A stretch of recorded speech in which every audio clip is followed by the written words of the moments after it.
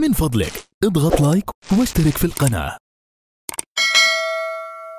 حياكم الله في الحلقة العاشرة من سلسلة أنت تسأل ومصطفى لايف يجيب.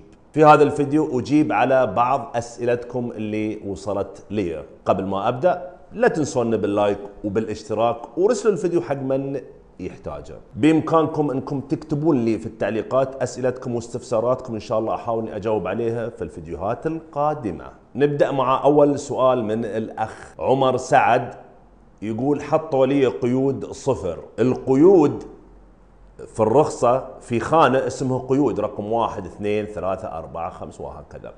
القيود ذي يعني اللي تجي في رخصة القيادة، يعني المرور يقيدك بأنك تسوق مثلا اطراف صناعيه، بعدسات، بسياره نوع معين، بانك تسوق في ظرف معين، لازم تتقيد بهذا. فطالما ان يا سعد حطوا لك صفر يعني انت ما عندك قيود.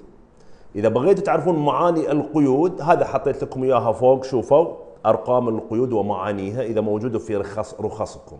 ممكن يسال سؤال يقول ابو محمد انزين انا حطوا لي قيود معينه، مثلا اني لازم ما اسوق الا باطراف مثلا بجير اوتوماتيك او جير عادي او عدسات، او لازم اسوق في الليل او ظرف ما، بس تغير الظروف.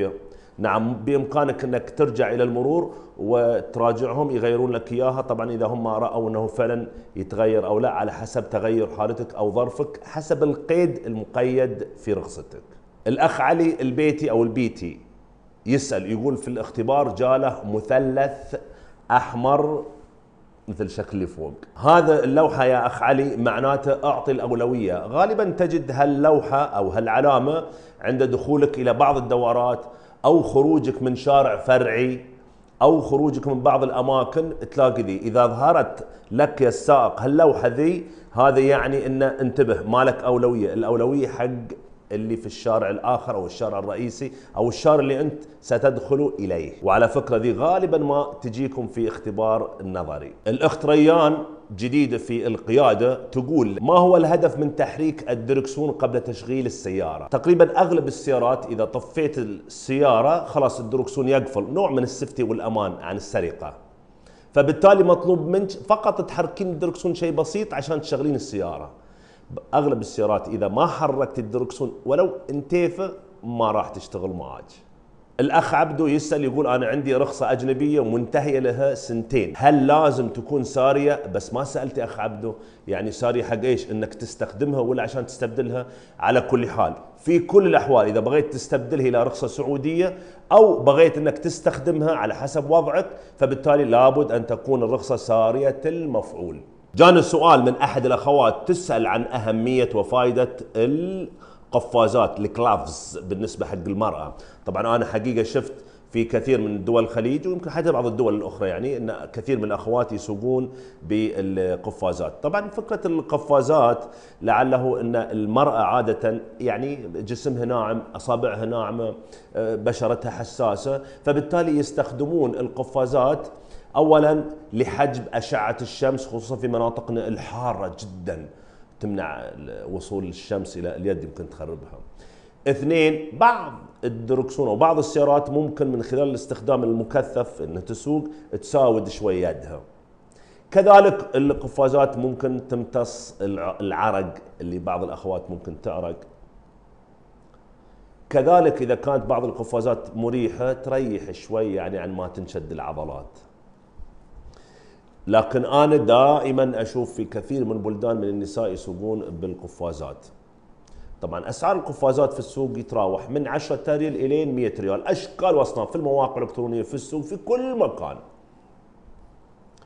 يفضل طبعا يفضل أن القفازات تكون ألوان فاتحة، واسألوا أهل العلم الأطباء حق الجلدية لعلهم يعرفون أكثر مني. بإمكانكم الشراء من السوق، وأيضا بإمكانكم أنكم تشترون من متجر زينة. أنا متعاقد معاهم، إذا تحبون تشترون من متجر زينة هذا عنوانهم فوق، لكم 10% خصم حق متابعين مصطفى لايف، هذا الكود موجود فوق.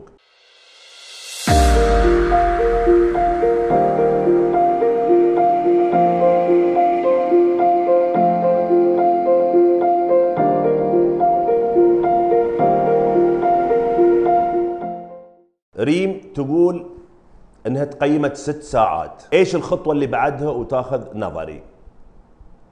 طبعا يا اخت ريم اذا انت قيمتي واخذتي 6 ساعات، لا ال6 ساعات ما فيها نظري. واذا تبون تعرفون البرامج او جدول التقييم او برامج تعليم قياده المدارس، 30 ساعه شنو يعطونكم، و15 ساعه شنو يعطونكم، و6 ساعات شنو يعطونكم. حطيت لكم اياه شوفوا. بالنسبه حق الاخت منى عبد اللطيف، عندها سياره هونداي، تقول راحت الوكاله وشيكت وتسال تقول يعني شلون تعرف شو تغير ما تغير. طيب السيارات الجديده الوكاله، كل السيارات عادة لما تروحين للوكالة عشان تسوي لهم فحص دوري، هم اصلا يعطونك جدول، يعني يسوون يقول لك شفهي او كتيب السيارة يعلمك بان اول فحص مثلا اول 1000 كيلو متر، بعدين كل 5000 كيلو متر او كل 10000 كيلو متر. انت بمجرد ما تودين السيارة الى الوكالة، هم طبعا يعرفون عندهم قائمة بالاشياء اللي تتغير او ما تتغير، وراح يعلمونك، ما راح يتصرفون، لا اول راح يعلمونك. اما انت بتغيرين وبتشوفين كذا فبيكون صعب عليك. طبعا ممكن يسال سائل يقول ابو محمد زين اقدر اسوي فحص دوري على السياره او صيانه دوريه برا الوكاله؟ اي نعم ممكن، ليش لا؟ انت مو متقيد بالوكاله، ولكن انتبه لو لا سمح الله اخترب شيء ممكن يروح عليك الضمان. الوكيل عادة حريص ان انت تسوي الصيانة عنده علشان يضمن انه ما يتم خراب او تخريب السيارة في مكان ما وما يتورط معك في الضمان. الاخ نايف يقول ان اختربت اللوحة من الشمس او من شيء القبيل، هل عليه مخالفة؟ اي نعم، اللوحة جدا جدا جدا مهمة بالنسبة حق المرور، لان هي هوية السيارة، فمخالفتها جسيمة. اذا الارقام او حروف السياره مو واضحه لازم نتغيرها، والا كل مره بتمر على تفتيش محتمل ان يعطونك مخالفه. اخر سؤال من الاخ علي كانه يسال ويقول مصطفى وين الاصعب قياده السياره، في الطرق السريعه ولا داخل المدينه؟ وذا ايضا يهم الاخوات من النساء. وجهه نظري ان القياده داخل المدينه ما بنقول اصعب، لكنها تحتاج تركيز اكثر، تحتاج الى انتباه اكثر، تحتاج الى تقيد اكثر. بينما الخط السريع والهايويشن هو خط سريع تمشي بس انت ماسك الدركسون، حدك تنتبه بس في المرايات وتمشي وتاكلها وتشرب شاي وتطالع سيده. لكن بالنسبة حق المتمرس ما تفرق معه، يسوق داخل المدينة، داخل قرية، داخل حارة، في الطريق السريع. نكتفي بهذا القدر من الأسئلة، ولا تنسون تكتبون لي في التعليقات أسئلتكم واستفساراتكم. أخوكم مصطفى لايف، دمتم بود.